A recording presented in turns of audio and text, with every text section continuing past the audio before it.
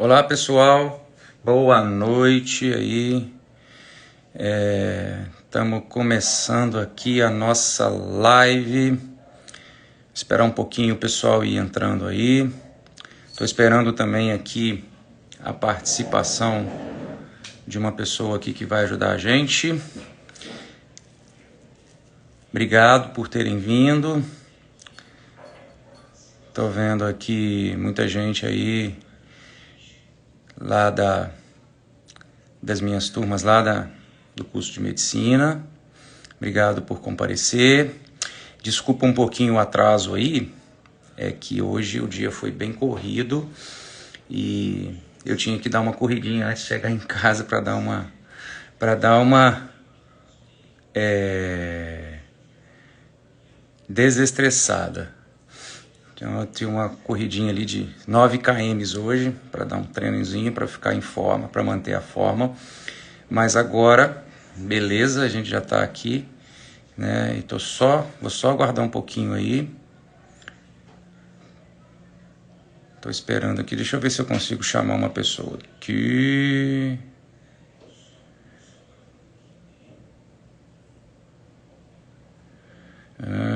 Essa live vale ressaltar que ela vai ficar salva, né? Eu vou salvar lá no meu canal do YouTube, que é o canal Saúde e Evidências, tá certo? Quem não está inscrito no canal ainda, eu peço aí a gentileza de se inscrever, tá? Pode acompanhar depois. Né? O nome do canal é Canal Saúde e Evidências. Então a gente faz aqui, salva e põe lá para gente depois, né, ficar guardado aí, quem quiser conferir, né, quem quiser conferir depois. Estou vendo aí que você está presente, José Ângelo. Para quem quiser conferir depois, inclusive, né, para alguns alunos, vai ser matéria de prova, tá certo? Valeu, galera, boa noite. Né? Deixa eu ver aqui. Eu acho que a minha convidada está esperando que essa live seja no canal do YouTube e não é no canal do YouTube. Vou ter que falar com ela. Só um minutinho.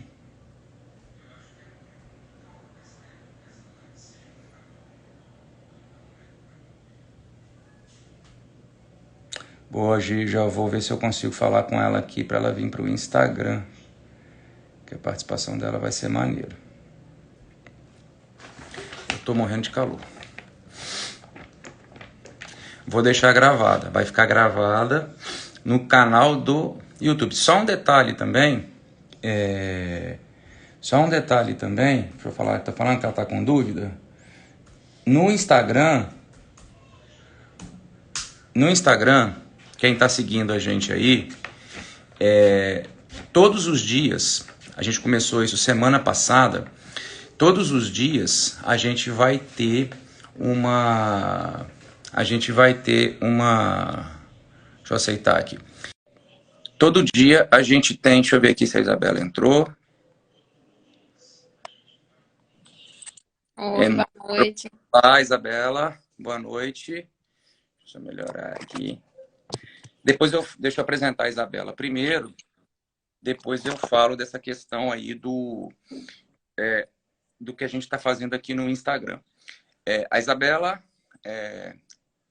doutora Isabela, médica, pneumo, tá? Ela é minha prima, ok? Mas não é porque ela é minha prima que ela tá aqui, não. Ela tá aqui porque ela é competente mesmo e a participação dela vai ser Ai, fundamental. ai, fazer jus a isso. Vai, Vamos lá. com a experiência clínica dela aqui. O canal, inclusive, ela participa também. Aliás, ela está precisando ser mais efetiva no canal e participar mais, fazer uns vídeos. A gente vai fazer umas lives aí que ela vai... Já falei com ela que vai fazer, tá? A próxima live vai ser com ela. Aí eu espero. Quer dizer, algumas Boa aqui noite, gente. a gente vai combinar melhor. Tá certo? Então, como eu estava falando, no YouTube fica gravado esses vídeos. No Instagram, todos os dias agora, a gente tem um vídeo pequeno, de 1 minuto, certo? para tirar dúvidas de certas perguntas, principalmente das perguntas que surgem na sala de aula, certo? Então a gente faz esses pequenos vídeos, pelo menos um vídeo por dia, ok? Geralmente é isso aí, um vídeo por dia, videozinho de 1 minuto, geralmente sobre farmacologia. Então aqueles que têm interesse, né, segue a gente aí no Instagram também, que ali você vai ter essas informações. São informações rápidas e precisas, como geralmente é feito no Insta, certo? E no YouTube são vídeos mais longos, né? Por exemplo, esse aqui vai ficar salvo no YouTube.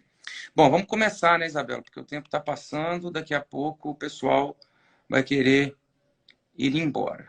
Então vamos começar aqui. Deixa eu só abrir um negócio aqui.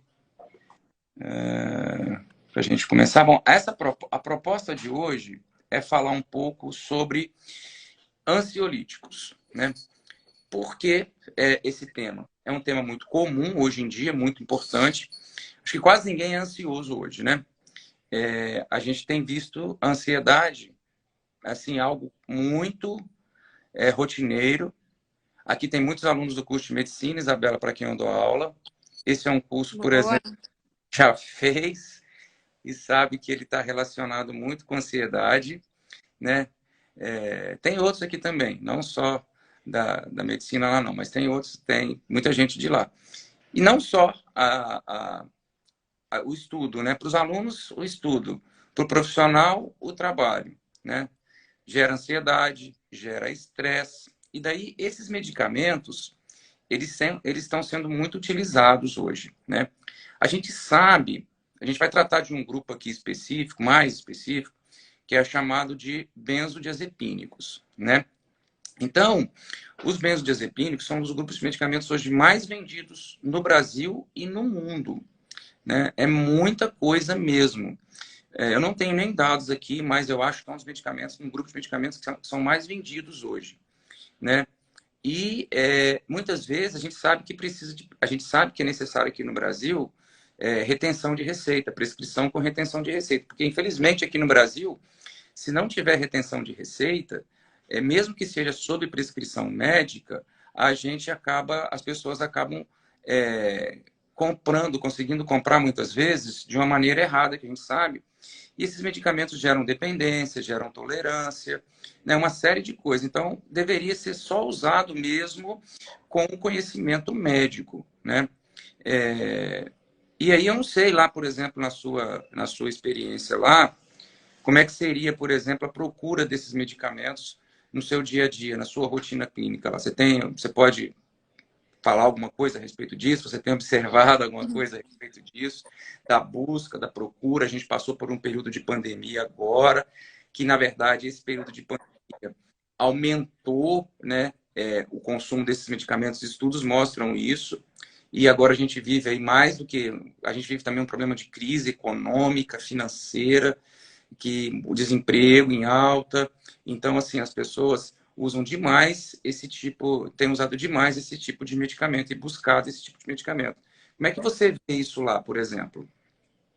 Oi, boa noite para quem está assistindo a gente. Obrigada pelo convite. Bom, como o João Vicente ele me apresentou aí, assim, eu trabalho mais com a parte de pneumologia, né? Mas claro que dentro da clínica médica em si, a gente vê, principalmente esses últimos 2 anos aí, as pessoas procurando mais e mais medicação mesmo, principalmente os ansiolíticos, né? É fato que, assim, a cada 10 pacientes que eu atendo, pelo menos ali uns 5 vão estar usando algum tipo de medicação nesse sentido, né? A procura realmente é bem grande, né? Uns com queixas desde ansiedade até mesmo insônia, né? Para usar esse tipo de medicação. E, de fato, realmente, muitos pacientes ficam dependentes desse tipo de medicação e até difícil você tirar depois esse tipo de medicação do paciente.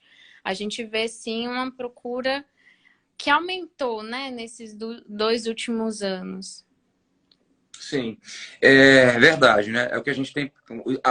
Já vi alguns estudos mostrando isso, né? E na verdade a tendência é cada vez aumentar mais, né? Pelo estilo de vida que a população tem levado, né? Assim, eu gostaria antes, para a gente começar mesmo a entrar no assunto, de classificar aqui de maneira bem básica os tipos de ansiedades que a gente tem hoje.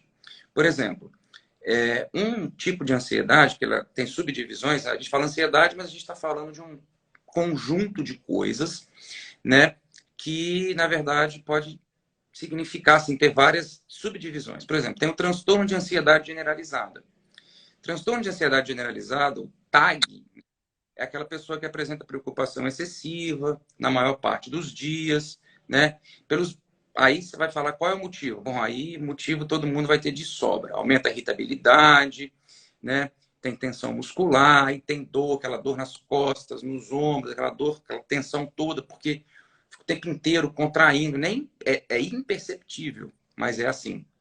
Tem o transtorno do pânico, né? Que é constituído de ataques de pânicos, né? Recorrentes e inesperados, tá certo? A gente vê isso muito hoje em dia também. Tem o transtorno do estresse pós-traumático, né? Na verdade, esse está relacionado a algum tipo quando o indivíduo se expõe a um transtorno muito grande, como, por exemplo, a morte, né? Ameaça de morte, às vezes um acidente grave que ele estava envolvido, que de repente levou à morte de uma pessoa com quem ele estava, e aí aquilo ali fica, né? Tendo esse tipo de transtorno, ocorre uma coisa que a gente chama de flashback, né? A pessoa fica revivendo aquele momento, né? E, além disso, a gente tem também o transtorno de ansiedade social, né? Que é um transtorno crônico, com medo, né? Com medo ou ansiedade acerca de uma ou mais situações sociais. Isso é muito comum, né? O indivíduo não consegue ser exposto a certas coisas, ele tem medo de rejeição, ele tem medo de avaliação. Por exemplo, a gente está fazendo uma live aqui, né? A gente está se expondo, concorda? Né? Todo mundo está vendo aí, vai ficar visto, tem gente entrando, tem gente saindo aqui da live, a gente está se expondo, depois isso vai para um canal, fica lá, a gente pode ser criticado, né? Então, se a gente tiver um pouco de transtorno de ansiedade social, a gente acaba, às vezes, travando e não fazendo esse tipo de coisa, né? E tem sintomas físicos também, né? Aquele rubor, frio na barriga, taquicardia, diarreia, tremores, sudorese. Então, esses são alguns tipos de ansiedades que a gente tem, né? E aí, para assim, tratar a ansiedade, existem várias formas de tratamento de ansiedade, né, Isabela? Quando a gente fala do benzodiazepínico, que aí talvez o clássico para quem está assistindo a gente aqui, vai assistir depois e não sabe, eu vou dar um nome, Rivotril.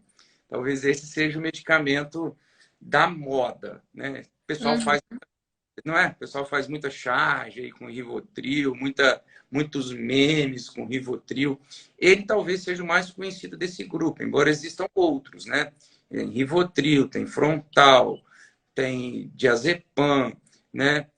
Valium, Somália, os que eu estou lembrando aqui de cabeça agora. Você lembra de alguns aí que você pode me ajudar aqui? Em geral, os mais conhecidos são esses aí, né? Com ele. Uhum. E hoje tem um grupo de drogas chamado de drogas Z, né? Que tem aí o Zolpidem, né?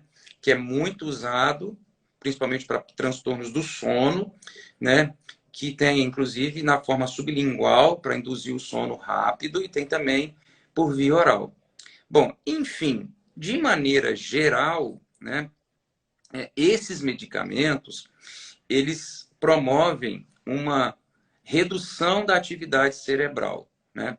Se a gente pudesse explicar aqui o mecanismo de ação desses medicamentos, a gente diria que eles aumentam a atividade de um neurotransmissor cerebral, que é um neurotransmissor inibitório chamado GABA, né? Então, aumenta o influxo de íons cloreto. Cloro é um íon negativo, cloreto. Então, ele vai aumentar o influxo de cloreto para dentro da célula. Eu sei que é um pouco técnico isso, mas é mais ou menos assim que ele funciona. Por quê? É como se ele causasse, de uma maneira mais simples, um blackout no cérebro, né?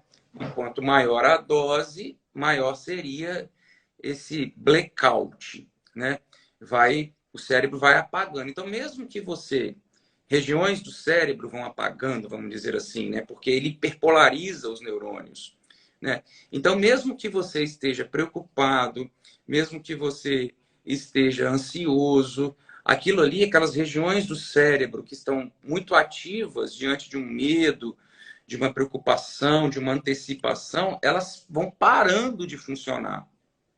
Assim, óbvio que não vai parar de tudo, senão isso seria a morte, né? Mas eles vão diminuindo a sua intensidade de funcionamento e, na verdade, você é forçado a esquecer isso, né? Você é forçado a esquecer essas coisas que tanto te preocupam. Aí você consegue relaxar, você consegue dormir, você consegue dar um tempo naquelas preocupações, naquela ansiedade, mas isso é enquanto o efeito do medicamento durar, né? Depois que o medicamento passar esse efeito, que o seu organismo metabolizar esse medicamento e você excretar esse medicamento, o problema vai voltar. O problema não está resolvido. O que eu estou querendo dizer, Isabela, é que esses grupos de medicamentos, embora funcionem, eles são paliativos. Você concorda comigo?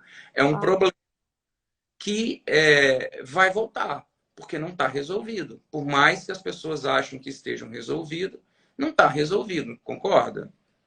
Certo, certo. E a gente vê ao longo do tempo, depois que as pessoas usam cronicamente, bastante efeitos colaterais, né? Depois, né? Sim, exato.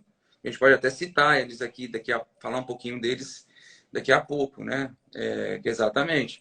Assim, na verdade, o que a gente vê é que esses medicamentos, eles são seguros, eles têm os efeitos adversos, mas eles têm uma segurança farmacológica grande, né? Eu costumo dizer em aula que dificilmente um benzodiazepínico sozinho vai matar uma pessoa. Eu já vi casos de pessoas chegarem em pronto-socorro que tomaram uma caixa de Rivotril, né? Chegaram ainda, depois apagaram por ali. Não sei se você já conviveu com isso em algum momento, se você tem alguma experiência nesse sentido, você fala aqui pra gente. Ficou ali dormindo uns 2 dias, né? O médico, na verdade, esperou ele acordar, deu um sabão e mandou embora para casa, né? Não sei se já aconteceu algo parecido com você. Ah, não, sim, relatos de paciente, não que eu tenha pegado, mas sim, sim, vários pacientes que usam já falaram sobre isso já. Né? Então, muitas vezes esses casos eu já vi gente tentando se matar, né? Ah, também, Tentando se matar, mas aí a falta de informação é grande, porque na verdade, esses medicamentos sozinhos, eles não teriam a capacidade de matar uma pessoa, né? Diferente, por exemplo, de um fenobarbital, por exemplo, né? Dos barbitúricos. Diferente, Aí sim esses teriam potenciais de causar a morte. Mas, de qualquer forma, eu sempre fico assim, preocupado, porque eu estou falando desses grupos de medicamentos sozinho, né? A grande preocupação que eu vejo, Isabela, e os demais aqui que nos acompanham, né? Estou vendo aqui algumas perguntas aqui, depois a gente pode passar um pouquinho de pergunta. O Christian está falando sobre o flumazenil, né? Mas a grande preocupação que eu tenho é a respeito de, por exemplo, associar um fármaco desse com álcool. Essa é a maior preocupação, né? Porque quando você... Veja, esses medicamentos são depressores do sistema nervoso central, né? O álcool também é depressor do sistema nervoso central. Todo mundo sabe que o álcool ele tem um efeito inicial que é chamado de efeito alto, mas logo em seguida ele causa depressão. Então a pessoa apaga, a pessoa desmaia mesmo, né? A gente vê muita gente quando abusa, caído pela sarjeta, aí, caído pela rua, né? Mas por que isso acontece? Porque o álcool é depressor. Então, quando você soma duas drogas depressoras, o caso do benzodiazepínico e o caso do etanol, o risco de uma depressão grave ela é muito grande. Aí o indivíduo poderia, neste caso, caminhar para um estado aí de até mesmo coma, né, comparado à cardiorrespiratória, e se não tiver um socorro rápido, irá a óbito. Concorda comigo? Uhum. Sem contar nas outras questões, né? Que geralmente esses pacientes acabam, além disso, antes mesmo de uma parada cardiorrespiratória, podendo ter até vômito e broncoaspirar, né? Trazendo outras complicações também. Às vezes, né? Às vezes nem seria a questão de levar um aparato cardiorrespiratório, né? Mas ele mesmo, como você falou, bebe, a gente sabe que existe o risco de vomitar. Aí está desacordado, né? E aí vai dar um maior problema se aspirar esse conteúdo gástrico, né? Mas assim, deixa eu ver aqui, para não deixar passar, se você quiser falar alguma coisa, pode falar. O Christian está aqui, a associação dos benzodiazepinos com álcool provocaria então um grande influxo? Aí seria maior do que o normal, Christian, né? Seria maior do que o normal, né? Seria maior do que o benzo, vamos dizer assim, que seria maior do que o benzodiazepínico sozinho, né? Então, por isso que o estrago seria maior.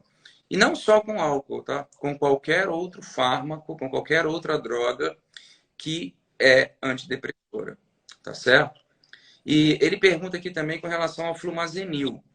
O flumazenil é um antagonista, né?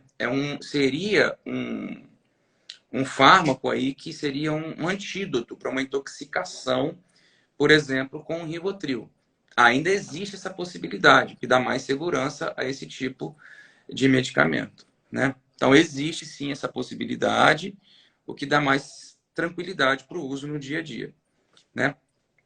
Mas, assim, por que as pessoas gostam tanto de usar, né, benzodiazepínicos? Você acha que você tem você tem uma teoria aí, Isabela? Por exemplo?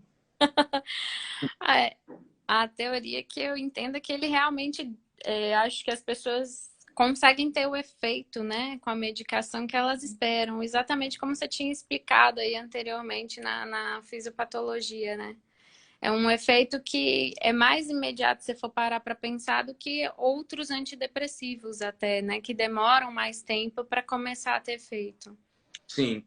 Interessante, exato, assim, porque a ansiedade pode ser tratada, inclusive, com antidepressivo, né? Só que o antidepressivo, por exemplo, inibidor seletivo de recaptação de serotonina, ele vai levar dias, meses. Se Exato. eu for ali agora e estiver ansioso e tomar um comprimido de Rivotril, né? Aí é o efeito que eu vou ter é um efeito imediato, né? É diferente, entendeu? Então, e assim, uma coisa interessante é que no nosso cérebro tem um sistema chamado sistema cerebral aversivo. É uma zona que, quando ativada, ele causa sensações ruins, né? Causa medo, causa ansiedade. E exatamente esta é uma região que os benzodiazepínicos inibem. Então, imagina, essa é uma área que causa, a gente poderia dizer assim, que causam coisas ruins, né? Que causam sensações, que causam sentimentos ruins. Quando você usa um medicamento que inibe uma área que causa sentimentos, sensações ruins, teoricamente você perde essas sensações, esse medo, essa ansiedade, né? Essas palpitações, essa vontade, às vezes, de sair correndo, essas preocupações excessivas, isso deixa de acontecer. Um pouco até parecido com o álcool, né? Que as pessoas, na verdade, bebem, por exemplo, ao final de um dia de trabalho muito estressante, os alunos, depois de uma semana de prova, acabam usando como uma fuga, né? Como uma forma de relaxar, né? Dos problemas. E aí, na verdade, consegue. Mas é aquilo que a gente está falando aqui. Passado o efeito do fármaco, passado o efeito da droga, já era, né? E volta tudo de novo, né? Então, deixa eu ver mais uma vez aqui, né? O Christian está falando de novo aqui, só o Christian que fala aqui, o pessoal pode falar, viu? Fora a situação destas farmacológicas, digamos assim, como usar benzodiazepínicos para fugir do problema do cotidiano? É, é isso, né? De certa forma, sim, né? Usar para, de fato, o indivíduo conseguir chegar em casa, por exemplo, e relaxar depois de um dia intenso de trabalho, de preocupações, né? Que continuam, às vezes, rodando na nossa cabeça. Né? Então, assim, ele causa sensação de relaxamento, causa sensação de bem-estar. Agora, causa também uma situaçãozinha que a gente chama de ataxia, né? porque ele atua no cerebelo. Então, Uhum. a pessoa acaba perdendo um pouco a coordenação dos movimentos, dependendo da dose, da quantidade que usa, fica um pouco desorientada também nesse Uhum. aspecto, um pouco parecido com o álcool, né? E é uma coisa que eu sempre falo, inclusive com os alunos, cuidado, né, com benzodiazepínico antes de prova, né? A Ju Machado está perguntando aqui se os benzodiazepínicos causam uma dependência psicológica. O que você acha, Isabela? É, é uma dependência, assim, realmente desse efeito que a medicação traz, né? E claro que acaba mexendo no organismo da pessoa, né? Como o João Vicente tá expondo aí. Mas realmente, assim, é muito difícil depois que um paciente se acostuma a tomar a medicação, por dependência química mesmo, você conseguir ir tirando isso depois do paciente. A gente, na verdade, a gente pode falar as duas coisas, né? É a dependência física e a dependência psicológica, né? Por isso que para tirar o medicamento tem todo vamos dizer assim, uma técnica, né? Como tem que fazer o desmame do medicamento e tem, Exato. né? E o paciente tem também que se conscientizar de que ele precisa parar de usar. Se ele não parar de usar, se não quiser parar, né? Se não tiver vontade, vai ficar realmente muito difícil, né? E eu estava falando aqui numa situação que é a amnésia, que esses medicamentos causam. Eu sempre falo com os alunos, cuidado. Eu vou dar um exemplo aqui de uma coisa que aconteceu comigo há muitos anos atrás. Eu estava fazendo cursinho na época, para vocês terem noção, para prestar vestibular, né? E eu estava muito ansioso e um médico prescreveu alprazolam para que eu tomasse, né? É... E eu tomei na véspera do vestibular. E eu dormi aquela noite. Só que no outro dia eu não lembrava de muita coisa. Eu tive dificuldade, eu fui muito prejudicado na prova. Eu tive muita dificuldade. Foi o primeiro dia de prova, depois já não tomei mais nos outros 2 dias. Mas aquilo fez com que eu acredito, com que eu não passasse no vestibular, né? Eu tive que voltar a fazer mais um tempinho aí de cursinho, porque eu não consegui passar, porque esses medicamentos faz isso. Já vou explicar. Tem gente perguntando aqui, deixa eu ver aqui, ó. Tem muita pergunta. A Sheila está perguntando, a Sheila é minha ex-aluna. E agora eu sou, se eu não me engano, eu sou professor da filha dela. O que deveria ser usado em momentos realmente necessários tem se tornado de uso diário? Na verdade, deveria ser usado por um período e acaba sendo usado, o paciente começa e muitas vezes nunca mais para, né? Não consegue parar. Deixa eu ver aqui a Ju Machado de novo. Acontece do paciente ter uma piora dos sintomas depois de estar por muito tempo e parar. Se ele parar abruptamente, é um caos, né? Uhum. Ele vai ter um sintoma, todos os sintomas que ele tinha antes exacerbados, é um rebote, né? Um efeito rebote, porque o organismo dele se adaptou. Como a gente disse aqui, você tem uma dependência tanto física quanto psicológica. Jamais esse medicamento poderá ser tirado assim. Eu tomo Rivotril todo dia e a partir de hoje eu não tomo mais. Isso seria, no mínimo, o médico não pode orientar dessa forma, seria irresponsável. E o paciente não pode agir dessa forma, porque ele estaria fazendo uma loucura. Ele vai ficar muito pior do que ele estava no início, porque o medicamento não cura o problema. Na verdade, deveria ser usado por um determinado período, para a pessoa passando um determinado momento, mas depois o medicamento deveria ser retirado. Porém, é isso que a gente vê. Às vezes começa por uma determinada causa, mas a pessoa não tira, né? Ela vai continuar usando exatamente por causa dessa dependência psicológica, certo? Mas aí, como a gente parou para responder aqui, eu vou voltar a essa questão. O medicamento causa amnésia, muita amnésia, e essa amnésia ela é anterógrada. Por isso que eu falo com os meus alunos para tomar cuidado, para não usar isso em véspera de prova, utilizando a minha Uhum. própria experiência, né? Eu dei uma dose de alprazolam naquele dia, de 0,25 na noite, e no outro dia eu estava grog. De 0,25 eu tomei a menor dose. E no outro dia eu estava grog. E amnésia, né? E olha que o alprazolam não é nem o que causa mais amnésia, né? Existem outros. Mas, e a amnésia é anterógrada, né, Isabela? Esse tipo de amnésia, o que seria uma amnésia anterógrada? Explica aí pra gente. Então, o paciente, geralmente, ele realmente esquece das coisas mais recentes, né, que aconteceram, né? Não seria que... Você não vai esquecer coisas passadas, né? Mas seria uma memória, perda da memória mais recente mesmo, do paciente. Exato. Então, isso inclusive, é usado terapeuticamente, né? Por exemplo, Sim, ou a gente vai fazer alguns exames que necessitam de sedação, é interessante você ter amnésia, né? sim. Por Algo exemplo, traumático, né, que vai acontecer, né? por exemplo, uma cirurgia, né? É melhor você não lembrar. Ou, por exemplo, um exame invasivo, como é uma endoscopia, por exemplo, que A muitas vezes coluna, que é pior ainda, né? Colonoscopia. nunca fiz, né? Mas a endoscopia eu já fiz umas 3. E de fato é uma coisa assim. E o medicamento geralmente usado é dormonide intravenoso, né? Então você fica sedado, você até obedece comandos, né? É uma coisa que a gente vai falar daqui a pouco, mas você não, eu não me lembro de absolutamente nada, né? E geralmente ninguém lembra. Eu me lembro, por exemplo, de estar deitado na maca até o momento de receber a medicação e Uhum, depois acordar em outro lugar, né? uhum. Na sala de recuperação, por exemplo, né? Mas como é que eu cheguei lá, né?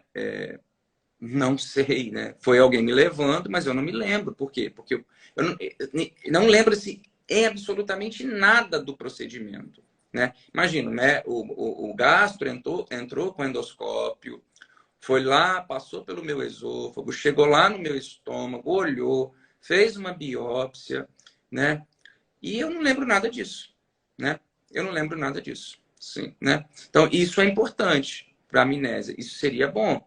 Mas no caso, por exemplo, de uma atividade cognitiva, isso não seria bom. Concorda comigo? Uhum. Né? A Catarina está perguntando aqui, todos os benzodiazepínicos causam amnésia?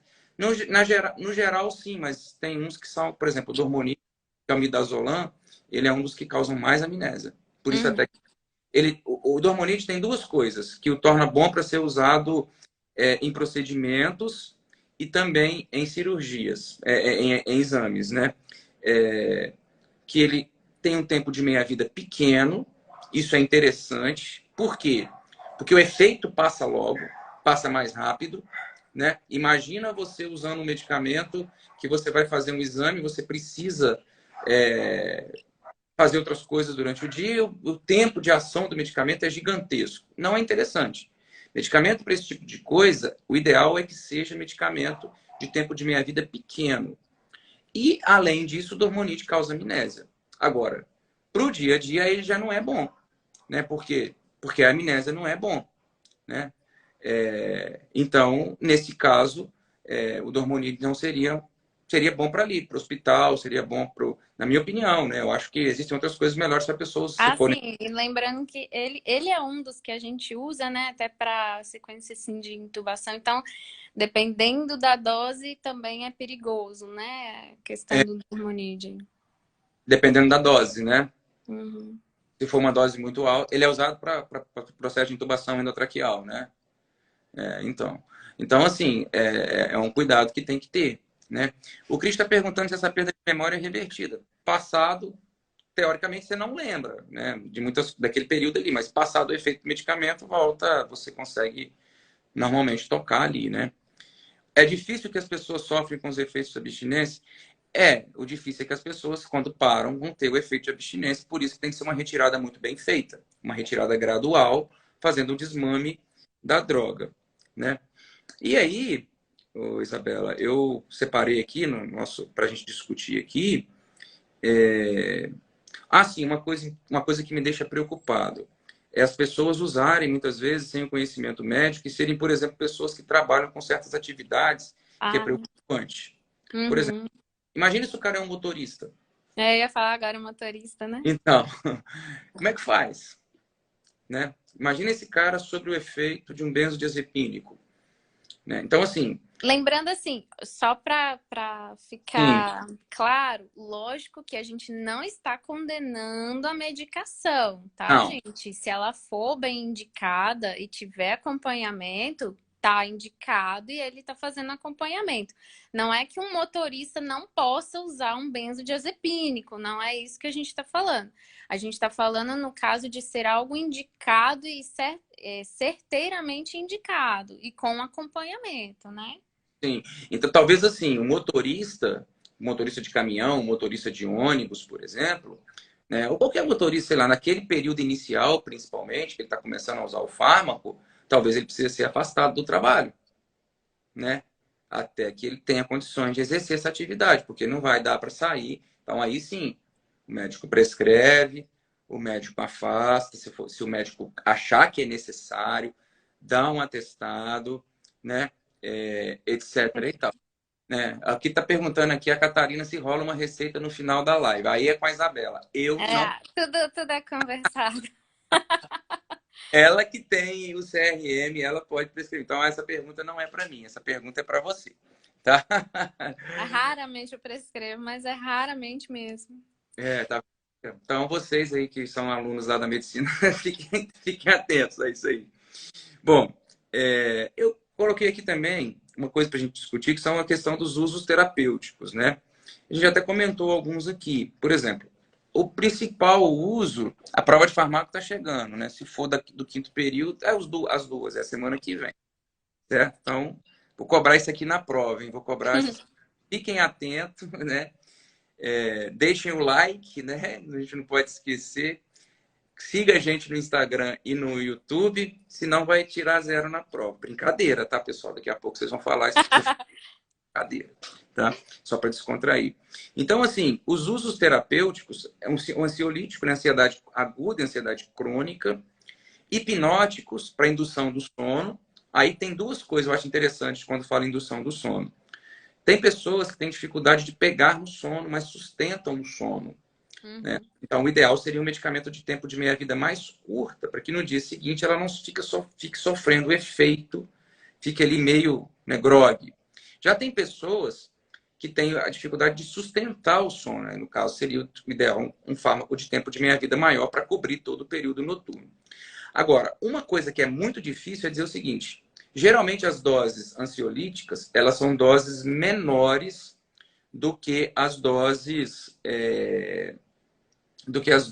hipnóticas. Mas você, na prática, você não consegue separar isso. Não sei se você concorda comigo. Tipo assim, até aqui, vamos pegar aí o caso do alprazolam. Se a gente tem um alprazolam de 0,25, de 0,5 e de 1. Vamos supor, ó, até 0,5 é ansiolítico, acima de 0,5 é hipnótico, indutor de sono. É muito difícil, pode ser que seja para uma pessoa, pode ser que não seja para outra pessoa. Exato, né? Né? Porque o organismo de cada um é diferente, né? Essa dose dependência, cada um vai ter uma diferença, né? Exato. E assim, vale lembrar que ele não é um hipnótico, um indutor do sono ideal. Na verdade, não existe nada que seja ideal. Nada se assemelha ao sono fisiológico, certo?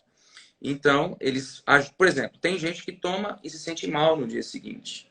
Tem gente que toma e acha que não resolveu tanto, não teve uma noite de sono tão restauradora, tão recuperadora. Então, tem de tudo, né? Então, na Uhum.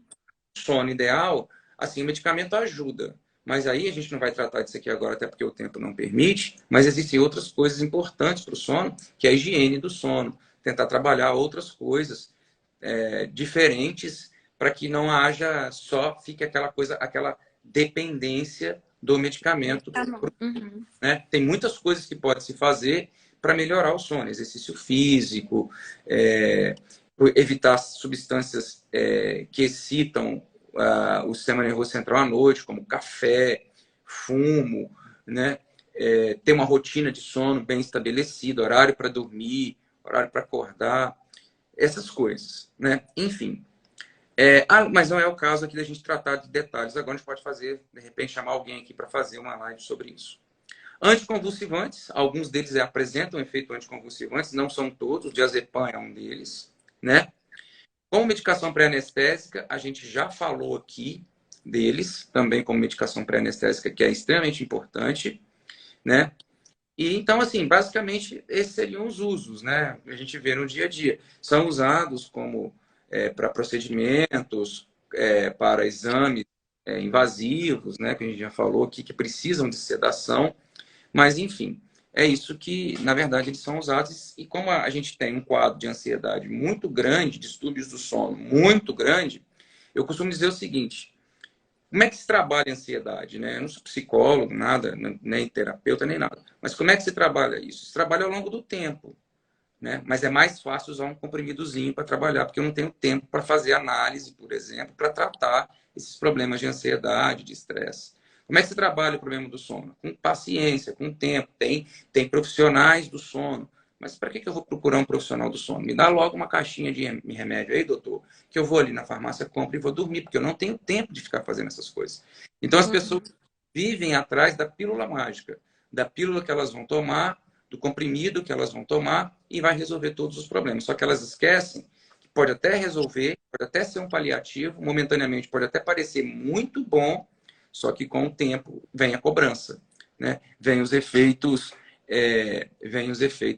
adversos que a gente tem, né? Que a gente já falou aqui. Por exemplo, tem esses medicamentos causam sedação excessiva, causam sonolência diurna, tem gente que não se adapta, né? Entre outras coisas, certo? Você tem alguma assim, experiência de pacientes relatando algum tipo de efeito adverso nesse caso aí? Pode falar. Mas é mais aqui, a questão é assim, o uso crônico dessas medicações, além de causar dependência, né?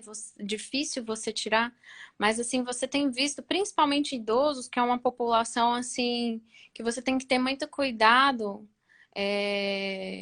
com a medicação que você vai prescrever, principalmente nessa faixa etária, porque você tem sim relatos de a gente falou aqui da amnésia, mas assim, de uma perda mesmo de memória ao longo do tempo, e o paciente você vendo um embotamento do humor, né, ao longo do tempo com o uso crônico desse tipo de medicação. Você vê que assim, o paciente, principalmente essa faixa etária de idoso, você vê que ele fica com um neurológico meio afetado por causa disso, como se fosse realmente uma demência, vamos dizer assim, pelo uso crônico dessa medicação. Principalmente o idoso, né? Que sofre muito com isso, né? Mas aí é difícil. A pessoa fala assim, quando eu tiver com a idade avançada, eu paro. Será que para? Né? Hum. É difícil às vezes, né? E o Aí idoso vem assim, já usa tantos anos, vou parar agora. isso aí já é hoje, né? Já é muito, isso é muito, né? O Alan está perguntando aqui, quantas vezes por semana eu posso usar o PATS? O PATS é o Zolpidem sublingual. Ele é para indução do sono rápido, Isso.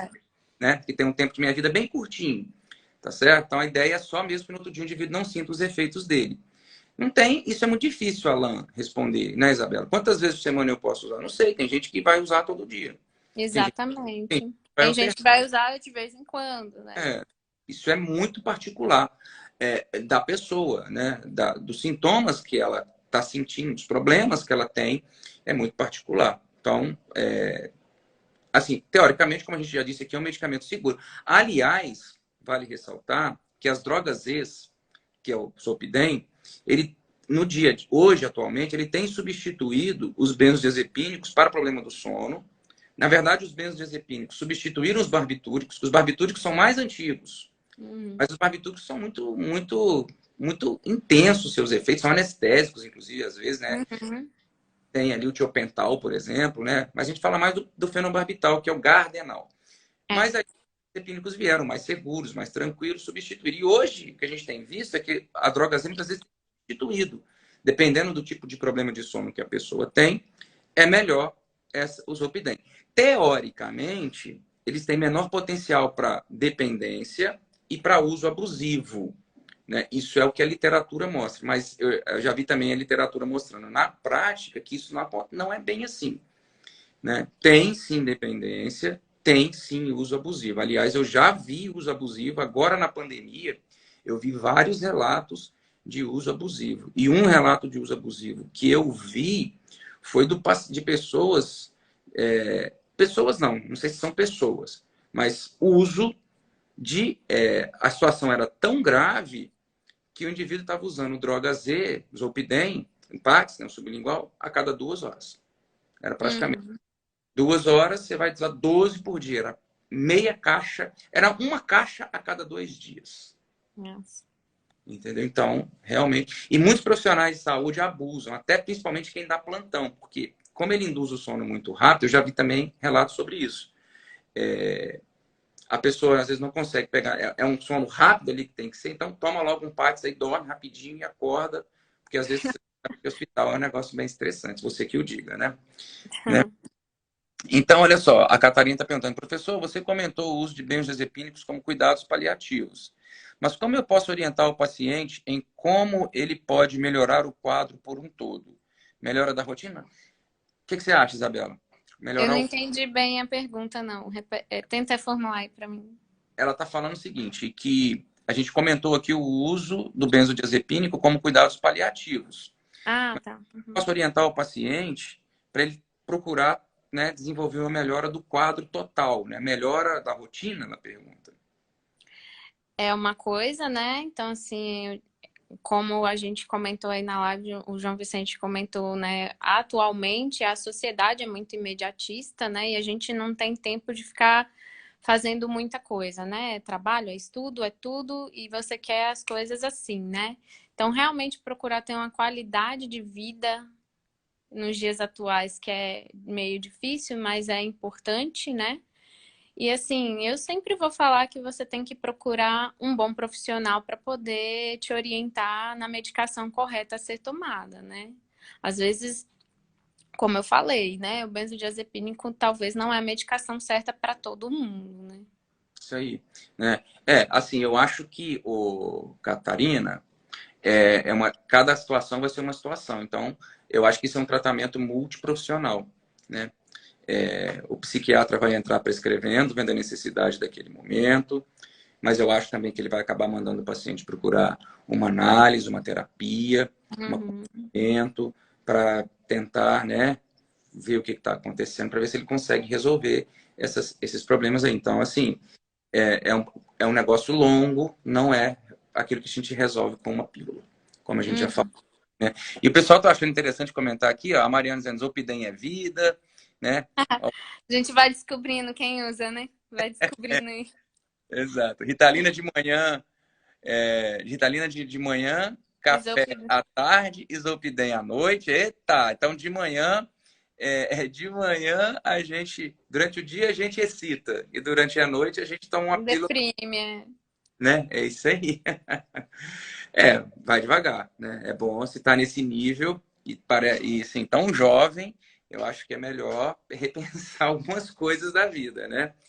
É, Só um outro comentário, eu já falei da sedação aditiva com etanol e a questão também que eu chamo a atenção aqui, que o fluniltrazepam, que é um medicamento que é o roipinol, ele foi proibido pela FDA já há algum tempo. Eu não sei, não me lembro se no Brasil ainda continua. Não, Você também não sabe, né? Eu acho que sim, eu acho que continua sendo usado. Porque ele era o famoso medicamento que eles usavam para fazer o Boa Noite Cinderela. Né? Misturava na bebida, ele não tem gosto, não tem cheiro, mistura ali, a pessoa toma e daí ela fica sedada, né? E aí a pessoa, então, que causou isso, ela vai lá e abusa, faz o que ela quiser, e é quando a pessoa acorda, ela já vai ver o que aconteceu.